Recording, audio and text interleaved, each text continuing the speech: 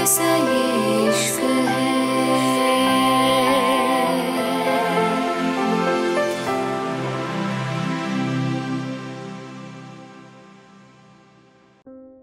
Mumbai Rathore industries max की बात पे रुद्राक्ष धीरे से बोला, मुझे सही से बताओ क्या हुआ है।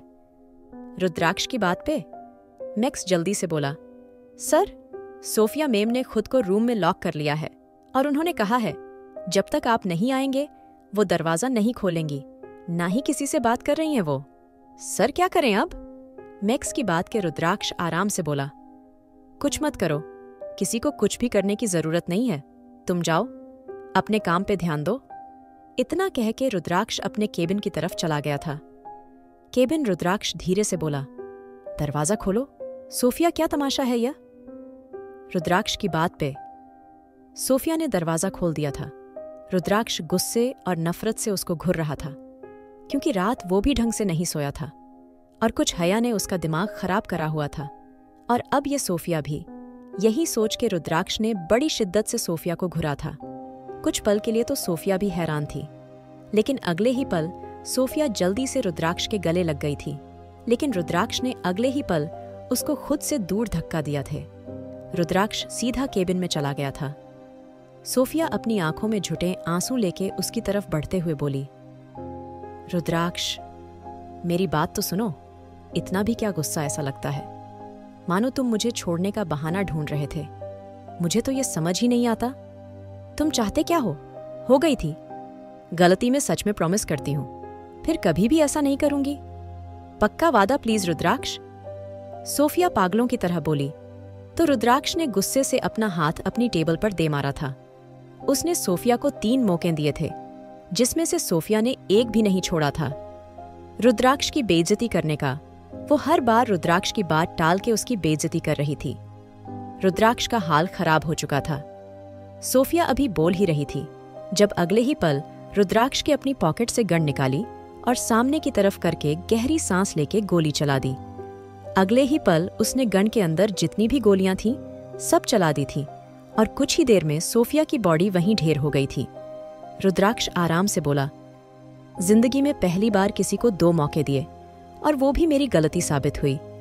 इतना कह के रुद्राक्ष ने मैक्स को कॉल करा और धीरे से बोला, मेरे केबिन से ये गंदगी साफ कराओ। इतना कह के रुद्राक्ष ने सिगरेट जलाई और गौर से सोफिया को देखने लगा जो मर चुकी थी। जन्नत विला सुबह से दोपहर हो गई थी और हया अभी भी सो रही थी। तभी उसके कमरे पे किसी ने नोक किया था। हया ने हल्की सी आंखें खोल के टाइम देखा और उसकी आंखें हैरानी से फैल गई। 3 बज गए थे और वो अब तक सो रही थी।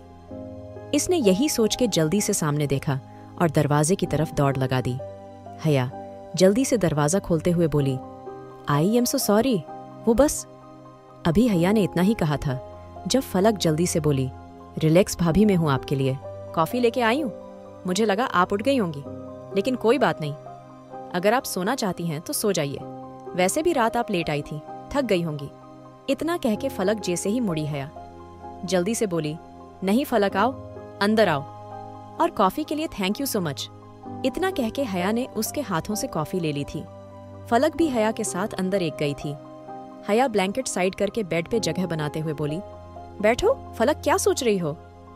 हया की बात पे फलक धीरे से बोली, भाभी मुझे आपसे बात करनी थी। फलक की बात पे हया आराम से बोली, हाँ कहो क्या बात है, वैसे कॉफी काफी टेस्टी बनाई है तुमने। इतना कह के हया ने कॉफी का सिप लिया था। तभी फलक धीरे से बोली, थैंक यू सो मच भाभी। भाभी, आई नो आप मेरे से गुस्सा होंगी और होना भी चाहिए। आपने मुझे इतने कॉल्स किए और मैं एक भी रिसीव नहीं कर पाई। प्लीज मुझे माफ कर दीजिए, बस मैंने सुना ही नहीं। इतना शोर था फलक की बात पे हया उसका हाथ पकड़ के बोली, फलक शांत रहो प्लीज, शांत रहो। देखो मेरी बात सुनो, मुझे बिल्कुल बुरा नहीं लगा, मैं जानती हूँ तुम बिजी थी, इसलिए मुझे तुमसे कोई शिकायत नहीं। और सबसे बड़ी बात तो ये है तुम मुझसे माफी मांगने आई हो। तुम्हें एहसास है अपनी गलती का, इससे बड़ी बात और क्या होगी। हया की बात के फलक उसके गले लग गई थी। हया ने भी उसका साथ दिया था। फलक जल्दी से बोली, भाभी रियली आप नहीं जानती आपने मेरे दिल से कितना बड़ा बोझ उतारा है। मैं तो पता नहीं कितनी टेंशन मत थी सच में। इतना कह के फलक हया के चेहरे को देखते हुए बोली, भाभी आपके चेहरे पे और हाथ पे ये निशान कैसा है? मेरा मतलब है, आपको कहीं चोट आई है? फलक की बात पे हया धीरे से बोली, मैं बिल्कुल ठीक हूं। फलक, तुम परेशान मत हो, ये चोट तो सिर्फ मामूली सी है। मैं बाथरूम में फिसल गई थी। इतना कह के हया ने अपनी चोट को छुपा लिया था। फलक धीरे से बोली, अच्छा भाभी, मैं चलती हूँ। आप लंच रूम में करेंगी या नीचे आएंगी? वैसे सब लोग लंच कर चुके हैं, आप ही रह गई हैं। फलक की बात पे हया धीरे से बोली, मैं सुबह से रूम में हूँ, बोर हो जाऊंगी। तुम एक काम करो, तुम नीचे चलो, मैं आ रही हूँ, साथ ही लंच करेंगे। पता है तुम कर चुकी हो, लेकिन मेरे साथ भी थोड़ा बहुत खा लेना, मैं बस फ्रेश होके आती हूँ। इतना कह के हया वॉशरूम में घुस गई थी। मेन हॉल हया और फलक आमने सामने बैठी हुई थी। सर्वेंट्स उनके आगे खाना रख रहे थे। फलक धीरे से बोली, मैं बहुत अच्छे से खा चुकी थी, सिर्फ आपकी वजह से फिर से खा रही हूँ। फलक की बात पे हया आराम से बोली, कोई बात नहीं, मेरा भी साथ दे दो, वैसे भी इतनी पतली सी तो हो ही तुम।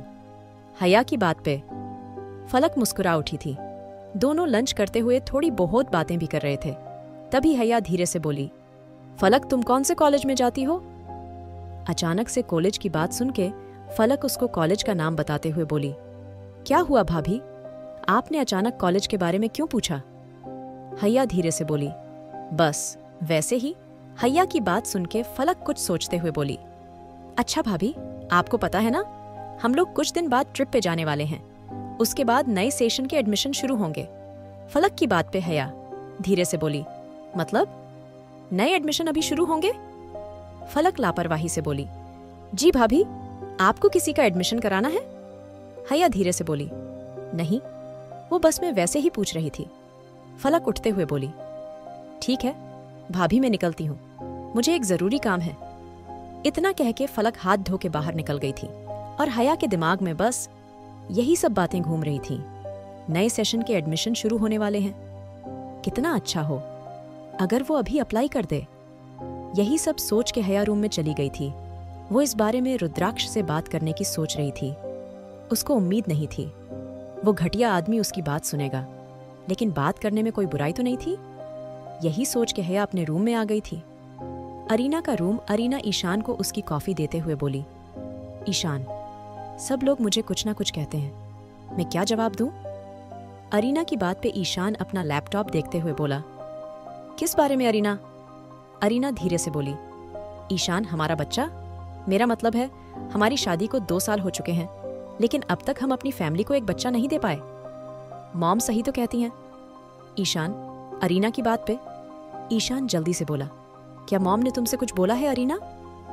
ईशान की बात सुन के अरीना सर झुकाए हुए बोली, वो कहें ना कहें, लेकिन मुझे उनकी आंखों में जो सवाल है वो नजर आते हैं। ईशान, तुम्हें ये सब आसान लगता है, लेकिन मुझे नहीं, तुम नहीं जानते मुझे कितनी फिक्र होती है, और सबकी बातें सही भी हैं। अरीना की बात पे ईशान के उसका हाथ पकड़ा और उसको अपनी तरफ खींच लिया। क्या हया कर पाएगी रुद्राक्ष से अपनी पढ़ाई की बात? क्या रुद्राक्ष मानेगा हया की बात को? मुंबई जन्नत विला। ईशान के अचानक खींचने से अरीना ईशान की गोद में गिर गई थी। ईशान अरीना को देख उसके चेहरे पे अपनी उंगलियां घुमाते हुए बोला, क्या तुम मुझे सही से बताओगी पूरी बात? ईशान की बात पे अरीना गुस्से से बोली, ईशान, मैं तुमसे इतनी जरूरी बात कर रही थी, तब तुम क्या कर रहे थे, मुझे घूरने के अलावा? इतना कह के अरीना दूसरी तरफ देखने लगी थी। तभी ईशान उसको गोद में लेके बेड पे आ गया था। ईशान धीरे से बोला, आओ मैं तुम्हारे सर की मसाज करूं। ईशान की बात पे अरीना धीरे से बोली, तुम फिर से मेरी बात इग्नोर कर रहे ईशान? तुम इस बात को सीरियस क्यों नहीं लेते? सब लोग मुझसे इस बारे में पूछते हैं, क्या हमें डॉक्टर से बात करनी चाहिए? अरीना की बात पे ईशान के हाथ मसाज करते हुए रुक गए थे। ईशान इस बार थोड़ा गुस्से से बोला, सीरियसली? अरीना, तुम इतनी पागल हो चुकी हो, इन सब में तुम्हें अंदाजा भी है। तुम कह क्या रही हो? I mean really? तुम्हारे अंदर कोई कमी नहीं है, कमी किसी के अंदर नहीं है, और ये हमारा फैसला होगा। हम कब अपनी फैमिली शुरू करेंगे, कब नहीं, इसके लिए हमें किसी और से एडवाइस लेने की जरूरत नहीं है। और रही बात मॉम की, तो मैं खुद उनसे इस बारे में बात करूंगा, और तुम्हें किसी की बातों में आके टेंशन लेने की जरूरत नहीं है। मैं तुम्हें छोड़ के कहीं भी नहीं जाने वाला, और जब बच्चे होने होंगे हो जाएंगे। अभी तुम कोई बूढ़ी नहीं हो गई। बच्चों के बाद तुम खुद पे ध्यान नहीं दे पाओगी, इसलिए अभी एंजॉय करो। अरीना की बात पे ईशान ने उसको कुछ भी कहने से रोक दिया था और आखिरकार अरीना चुप हो गई थी। ईशान उसके चेहरे को घूमते हुए बोला, ये हुई ना बात। अच्छा चलो, अब तुम थोड़ी देर सो जाओ, मैं अपना एक इम्पॉर्टेंट काम कर लेता हूँ। इतना कह के ईशान उठ गया था और अरीना भी मुस्कुरा के उठ गई थी। अब उसको काफी अच्छा फील हो रहा था। शाम का वक्त है, अपने कमरे की बालकनी पे खड़ी थी। उसके दिमाग में यही सब घूम रहा था। वो कैसे रुद्राक्ष से अपनी पढ़ाई के बारे में बात करेगी, क्योंकि आज से पहले जब भी उसने ये बात उठाई थी, हमेशा ही उसको इस बात पे सुनने को मिला था। और अगर रुद्राक्ष ने उसको मना कर दिया, उसकी ये उम्मीद भी टूट जाएगी और फिर रुद्राक्ष क्या बोलेगा। यही सोच के हैया को बहुत डर लग रहा था। वहीं कुछ देर बाद दरवाजा खुला तो हैया ने अपनी आंखें कस के बंद कर ली। तभी अचानक ही उसको किसी के पैरों की आहट महसूस हुई थी। हैया ने पीछे मुड़कर देखा तो रुद्राक्ष धीरे धीरे चलता अंदर आ रहा था। आज उसका मूड कुछ ज्यादा ही खराब था। हैया थोड़ी बहुत डर रही थी, लेकिन उसने अपने चेहरे पे नहीं आने दिया था। रुद्राक्ष ने अपनी नीली थकी हुई आंखें उठा के कमरे को स्कैन करा और सीधा वॉशरूम में घुस गया। कुछ देर बाद रुद्राक्ष वापस आया तो हैया अपने हाथों को आपस में उलझा रही थी। रुद्राक्ष ने एक नजर हैया पे डाली और उसको इग्नोर करके बालकनी में चला गया। रुद्राक्ष ने अभी सिगरेट जलाई ही थी जब हैया उसके सामने पानी करते हुए बोली, पानी? रुद्राक्ष ने हैया के हाथों से पानी लिया और पानी पी के ग्लास वापस उसको दे दिया। हैया धीरे से बोली, तुम्हें कुछ चाहिए, चाय या कॉफी? रुद्राक्ष ने गहरी नजरों से हैया को देखा और उसको इग्नोर करके वापस सिगरेट पीने लगा। हैया धीरे से बोली, मैं तुमसे पूछ रही हूं। रुद्राक्ष ने सिगरेट नीचे फेंकी और हैया की आंखों में देखते हुए बोला, क्या काम है? रुद्राक्ष के एकदम से लिए गए सवाल पे हैया इधर उधर देखते हुए बोली, मैं सिर्फ इंसानियत के नाते तुमसे पूछ रही हूं। थक के आए हो, काम क्या होगा? हैया इतना कह के जैसे ही पलटी, रुद्राक्ष उसका हाथ टाइट पकड़ के उसको अपनी तरफ घुमाते हुए गुस्से से बोला, झूठ से मुझे सख्त नफरत है और बिना किसी के काम के तुम मेरे पास ऐसे तो आओगी नहीं, इतनी अच्छी हो तुम। इतना कह के रुद्राक्ष हैया के हाथ को छोड़ के बोला, काम बताओ। हैया धीरे से बोली, वो मैं हैया को हकलाते देख रुद्राक्ष आराम से बोला, जितनी जुबान तुम्हारी मेरे सामने चलती है उस हिसाब से तो तुम्हें अपनी बात कह देनी चाहिए। ऐसी क्या बात है जिसको कहते हुए इतना डर लग रहा है? मेरी प्रॉपर्टी में से आधा हिस्सा चाहिए क्या? रुद्राक्ष की बात पे हैया गुस्से से बोली, अपनी बकवास बंद करो, तुम कभी कुछ अच्छा नहीं सोच सकते ना? हैया की बात पे रुद्राक्ष अपना फोन उठाते हुए बोला, जल्दी बताओ क्या कहना है? इस बार हैया जल्दी से बोली, मुझे पढ़ना है, कॉलेज में एडमिशन चाहिए, जहां फलक जाती है वहीं मुझे अपनी पढ़ाई पूरी करनी है। हैया ने जल्दी से अपनी बात पूरी करके रुद्राक्ष को देखा, जो बड़ी शिद्दत से उसको देख रहा था।